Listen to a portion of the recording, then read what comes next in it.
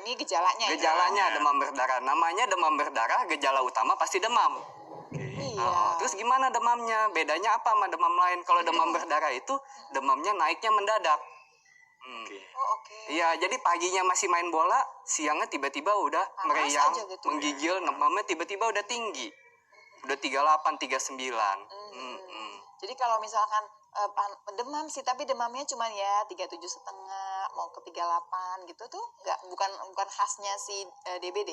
Enggak, jadi kalau demamnya naik perlahan biasanya itu lebih ke arah demam karena bakteri, bukan karena virus. Kalau demam karena virus tuh khas. Berarti ya. Dok, ini kan seru ya dok ya, ada yang namanya nyeri kepala. Iya, Nah, ada lagi nyeri bola mata. betul. Maksudnya gimana nih dok? Nah, jadi kalau sakit kepala kan di kepala, tapi kalau nyeri bola mata, jadi itu nanti orang yang menderita demam denggi ini, dia merasa matanya itu kayak ditekan gitu, kayak ada yang neken dari belakang. Bukannya kita juga sering tuh dok sakit sampai di belakang bola mata kayaknya juga sakit, bukannya suka ada gitu juga dok? Betul. Jadi yang namanya infeksi virus itu ada yang kita sebut dengan flu-like syndrome. Flu-like syndrome itu gejalanya mirip-mirip, pegal-pegal, ototnya ngilu, sakit kepala, ya, kadang hidungnya bisa mampet. Itu di demam berdarah juga ada. Oh, hidung mampet juga masuk demam berdarah dok? Bisa. Walaupun barangkali jarang Karena kalau ya dok masuknya ya. flu-like syndrome tadi. Betul. Tapi ada batuk nggak dok? Batuk sih jarang kalau di demam berdarah. Nah ini pertanyaannya nih, kalau misalnya kita lihat di sini kan ada gejala demam berdarah, ada nyeri bola mata, nyeri otot, nyeri tulang, nyeri sendi. Apakah semua gejala ini timbul bersamaan atau 2 dari 3 Harus ini ada harus semua ada semua gitu? dok. Enggak harus ada semua. Ini kan suatu sindrom, kumpulan gejala. Iya. Bisa ada, bisa tidak. Jadi ada satu pun sudah masuk kita curiga ke arah demam Bisa, berdarah? tapi utamanya adalah demam. Demam. Kalau tidak ada demam ya kita tidak curiga ke Kalau demam cuma berdarah. dari kepala aja, Iya, kepala. pikirkan yang lain dulu dong pemirsa. Gitu. Ini Kalau tadi udah gara-gara demam, Bunda telat pulang dari ikan Cimantik, lapar jadi saya nyeri maksudnya. kepala, ini lapar. Gitu. Kelaparan. Oke, baik, jelas ya. Tapi dari semua ini sudah pasti demam pegangannya. Iya. Yang keduanya apa dok? Yang kebanyakan ada? Yang kebanyakan ada itu adalah pegal-pegal di otot, sakit kepala, sama yang cukup khas adalah nyeri di matanya ini. Baik.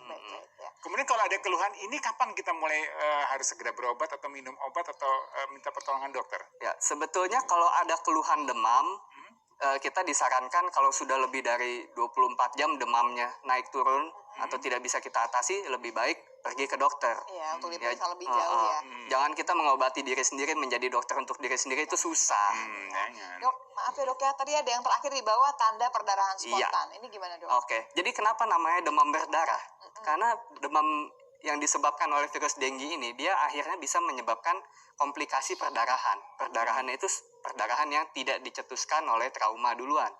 Jadi biasanya kita kalau kebentur, kalau kebeset kan baru berdarah. Iya. Kalau ini nggak ada apa-apa, udah ada perdarahan. Nah, perdarahannya itu bisa mulai di kulit, mimisan, di mata, atau yang kita paling takut adalah kalau perdarahan di saluran cerna, muntah darah, BAB darah, Oh, baik. gitu. Jadi sebetulnya itu adalah tanda itu adalah kalau keadaan sudah makin lanjut kan sebetulnya Betul, ya. itu sudah yang tanda bahaya.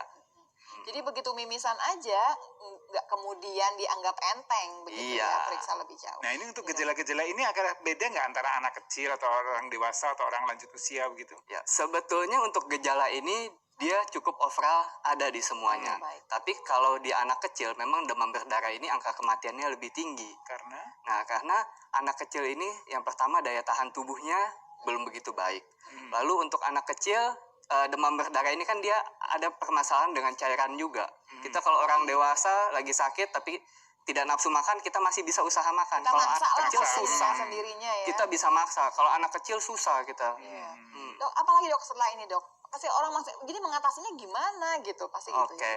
untuk mengatasinya sendiri kita harus lihat perjalanan dari penyakitnya sendiri juga. Baik. Inkubasinya. Ya, ini kita bisa lihat ini hari 0, demamnya naiknya cepat, bisa sampai 40. Dok, katanya yang bicara mengenai demam berdarah ini demamnya itu ada bentuknya. Jadi pemirsa sebenarnya jelas banget dan ada jebakannya katanya nih. Ada hari-hari di mana harinya itu jebakan. Betul. Hari jebakannya seperti apa nanti kita bahas lebih jauh ya pemirsa.